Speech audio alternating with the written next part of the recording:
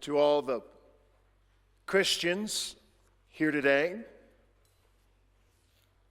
to non-Christians here today with us. I ask you, what do you think the future will be? I don't just mean your own personal future, but I mean the future of the world and the future of humanity. What do you think that will be? Another way of asking it, where are we going? Again, not just as individuals, but where are we in terms of all of human history and all of time and space and all of reality? Where is it all going? Is it going anywhere? We live in an increasingly secular time in the West. Secularism, very much connected with atheism as a worldview.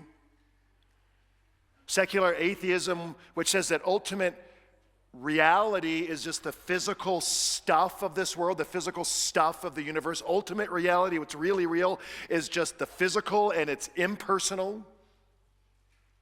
And I have great regard and great respect for anyone who holds that particular worldview and yet is intellectually honest about the ramifications of what that means. That there's only the physical, there's no metaphysical or spiritual, there's only the natural, there's nothing supernatural, there's nothing beyond. Great respect for anyone who is intellectually honest about what that really means and what that means for our future and where we're going or not going. A few quotes as we start here today. The first from Lawrence Krauss. He's a physicist, astrophysicist, sort of a noted atheist of our time. He says, as the universe continues to expand, it will become darker, colder, and emptier. Ultimately, everything dies. Alex Rosenberg is an American philosopher who says the universe doesn't care about you. It doesn't care about anything. Eventually, it will erase every trace that you ever existed, that humanity ever existed.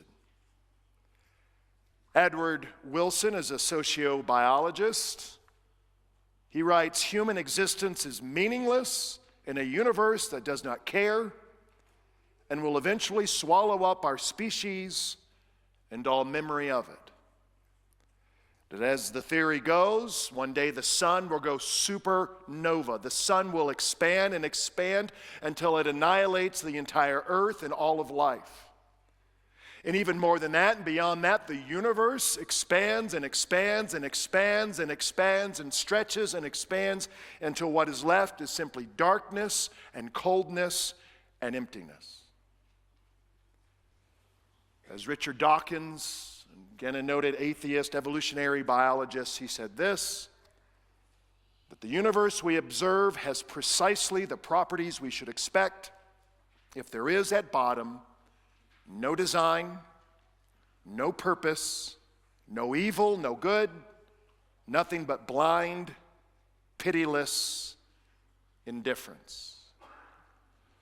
And again, I respect and I admire those who are intellectually honest if their worldview is more secular and atheist, that all there is the physical stuff of this world, impersonal, physical matter, that we somehow came from nothing. Everything that is somehow came out of nothing. We're going one day to nothingness, to emptiness,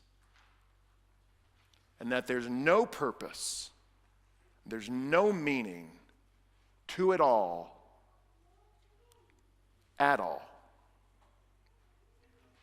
Now we can compare that understanding of our future and where we are going with what Christ is teaching us today here in our reading Luke chapter 21. Jesus, as Pastor Nate said, he's a day or so away from his betrayal, his arrest, and his crucifixion. He's in the city of Jerusalem. He's in the temple. He's actually teaching large crowds of people who are coming to him, and he's actually been prophesying. He's been talking about something that's going to happen to the city of Jerusalem, the temple, in 70 AD, where the Empire of Rome will lay siege to the city of Jerusalem, will destroy Herod's great temple. And as Jesus there is speaking about the future of Jerusalem, he uses that to talk about the future not just of Jerusalem, but the future of all creation, the future of the world.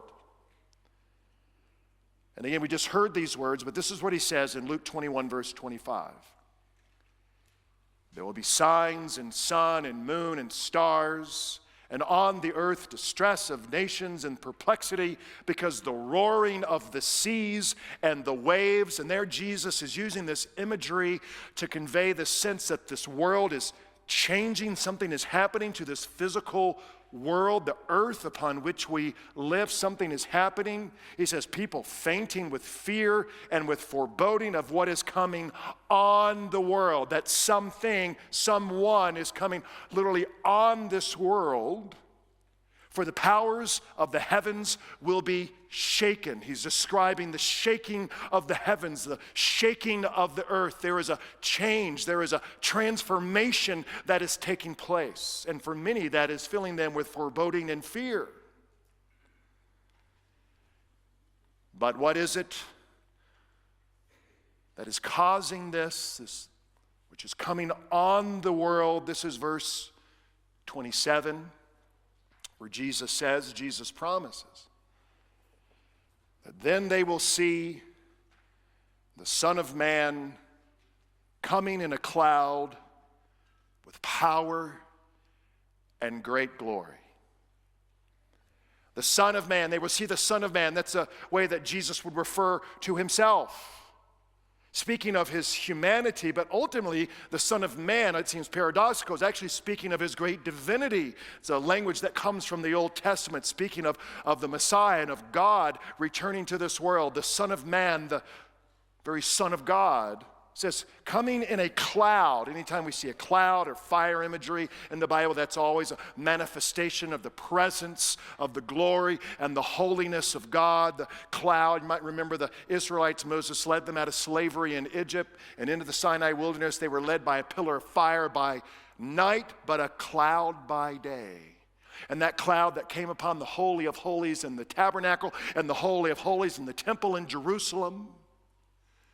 This that same cloud of the presence of God that came down on Mount Sinai when he gave him his holy law, and the entire mountain and earth was shaking with his presence.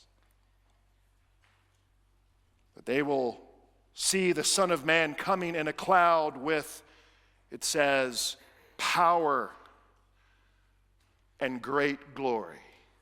Now we're going to talk a little bit more about this power and this great glory in a moment. But I want to pull aside just for a moment, because I think that the average person, and maybe many Christians, maybe many of us here today, when we think about our future and our ultimate destiny and what it's going to be like, I think oftentimes we think about that when we die, our soul leaves our body and we go to heaven. We have our life right now. We've got a body, we've got a soul united in this world. When we die, and excuse the cartoonish nature of this image, when we die, our soul leaves our body and we go to heaven.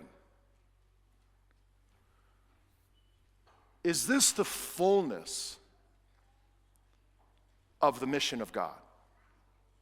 Is this the fullness of the picture of what we see in terms of the future? Is the work of Christ and the intention of Christ and the goal of Christ simply for us to leave this world or to escape this world? Again, forgive the cartoonist nature, just sort of shooting up into heaven. See ya, wouldn't want to be ya, earth. I'm going to a better place. Is that the fullness of the story, simply leaving or escaping the earth and our soul going to heaven? Now look, I see many people here today who have lost dear friends and dear members of your family. And it is a great truth and a comforting truth that Scripture teaches that what happens upon our death is that our soul separates from our body and we go to be with Jesus. Do you remember Jesus on the cross, the thief on the cross, and the thief on the cross turned to Jesus, says, Jesus, remember me when you come into your kingdom. And Jesus turned to him and says, essentially, remember you, I'm going to do even better than that. Today you will be what? With me in paradise. So that what happens upon our death, dear Christian, immediately upon death, your soul leaves your body, is separated from your body. You go to be with the Lord, with Christ, and he describes it as paradise. What a comfort. And yet even that isn't the fullness of the story of the Bible. That the verses which speak about what we call the intermediary stage of our soul in heaven with Jesus, the verses which speak of that are so few in comparison to the overwhelming verses and passages which describe a new heavens and a new earth, which puts a Christian hope on the return of Christ, his second coming, his second advent. That's what the word means, to this world, to this world. Again, the words, the promises of Christ here in verse 27 of Luke 21. They will see the Son of Man coming in a cloud with power and great glory. And the earth is shaking, and the change is occurring. Now, what is this power? The Greek word power is dunamis or dynamis. We get the word dynamite from that word. This is speaking about the awesome, infinite power of Christ. That even this very moment, there's not a single little molecule ever in this ever-expanding universe. There's no little maverick molecule that's outside of his sovereign kingly authority and power. His dunamis, dynamis. And then, not just his glory, but his great glory. The word glory here is doxa. We get words like doxology. That's when we sing praises and we glorify God through our song, a doxology of praise. Doxa, which means glory. Doxa, the Greek word that connects to the Old Testament Hebrew word of kavod. Kavod, K-A-V-O-D, kavod. Say kavod. Kavod. And we've spoken about that here before. It's been a little while. Kavod, the glory of God. Kavod literally means the weight or the heaviness of something. Like it literally means like physically, if something has kavod, like a 50-pound weight has more kavod than a 5-pound weight. It has more heaviness or weight, more physical significance. So that when we speak of God's glory, his kavod, we are speaking of how overwhelming, how significant, heavy, transformative is his very presence and his holiness. And the way I like to illustrate this is one I've done before, but now with AI-generated visual aids. We have a bathtub. And kids, this would be fun to do when you get home today. So you have a bathtub, and you've got the drain in the bottom, but you also have that little drain at the top, which keeps it from spilling over. Yeah, go ahead and just get some duct tape and put duct tape over that top drain. And then turn on the faucets and let it go and let the water come up, and almost about the spill over the side of the tub might look something like this. And the water's just about to spill over. And then here's the fun part. Go to Home Depot or Lowe's or Ace Hardware, get the biggest plastic bag of gravel or little pebbles like you might use in a garden path or something, and I want you to take that into the bathroom, and I want you to hurl it up, and I want you to throw it into the tub with the water. And what's going to happen? There's going to be a massive, what we call, technical word, displacement of water onto the bathroom floor. Why? Here's the physics. That bag of gravel or pebbles has the same volume as the water in the tub, but that big bag of gravel or pebbles has so much greater density and so much greater weight, so that when it goes into the tub of water, the water has no other option than to be expelled, displaced onto the floor. That the bag of gravel or pebbles has greater glory, has a greater kavod than the water. This is sort of the imagery. When God in Christ, when God returns to this world, when Jesus comes back with his great glory, Jesus promises, his doxa, his kavod, the very weightiness of his presence and his holiness, anything that is sinful or evil or dark, anything affected by the curse of sin, everything sorrowful, anything that causes us tears, will be no more. It will be displaced. The shaking of the heavens and the earth, not something for us to fear. It's what our hearts are longing for, Christian or non-Christian here today. We live in a world with so much pollution and oceans and rivers and streams that are defiled by our human waste and products. When the Son of Man returns with power and great glory, no more pollution. We live in a world with the sad reality of war. And we honor our men and women who work in that way, in that vocation and calling to hold back the evil of this world. But one day when Christ returns with his power and great glory, there will be no more war. And here in our community where we live, there's so much people experiencing homelessness. Whether it's mental illness or it's addictions or who knows the multiple factors. Are you like me when you see someone? And you think, what could I possibly do to help? You feel so helpless. That when the Son of Man returns with power and great glory, his kavod, the displacement of all the effects of the curse of sin, no more homelessness.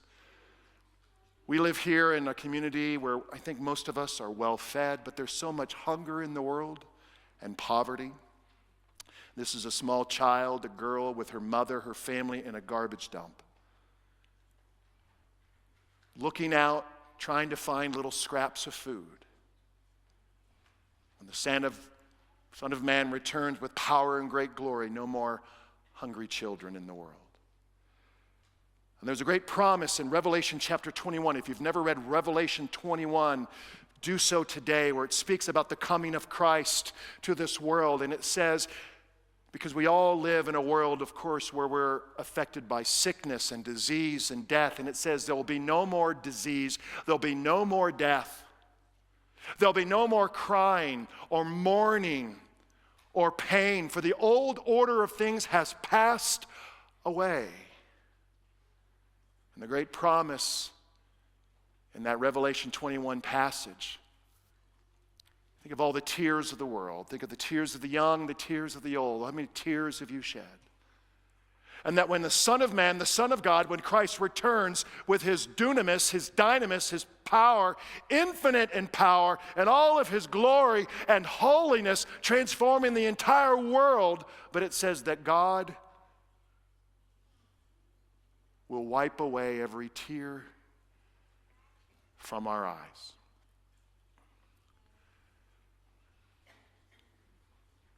Where are we going? What will our future be? More beautiful, more wondrous, more glorious than we can even really imagine. One question as we conclude. How can Jesus bring his glory, that kavod, which displaces all this evil and darkness and sorrow, how can he bring his justice into the world? And isn't that what we want? Don't we want justice? Christians, non-Christians? I mean, we want to work for social justice. We want to make the world a better place. Don't our hearts long for this world to be healed and to be right and good?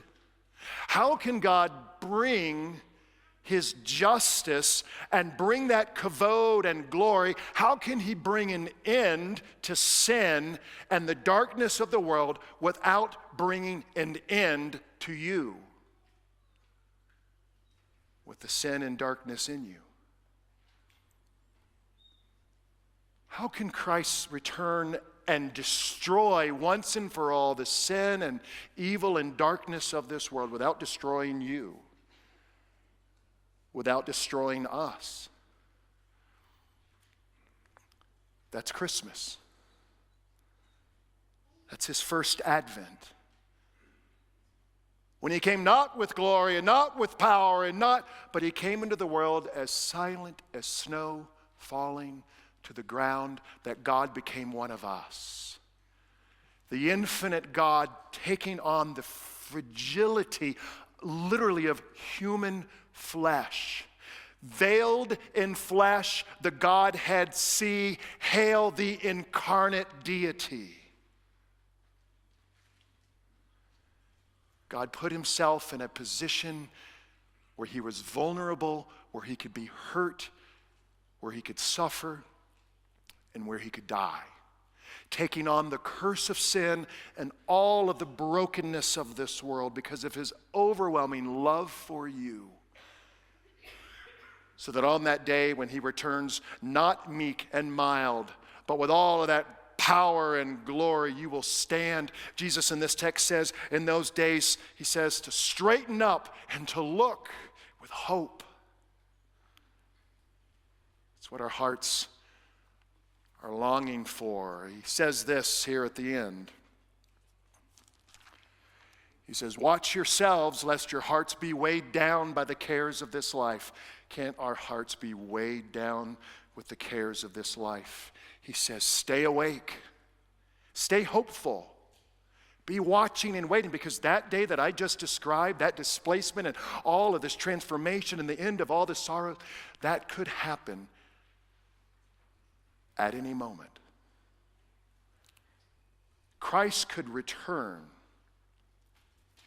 literally and truly could return before I finish this sentence.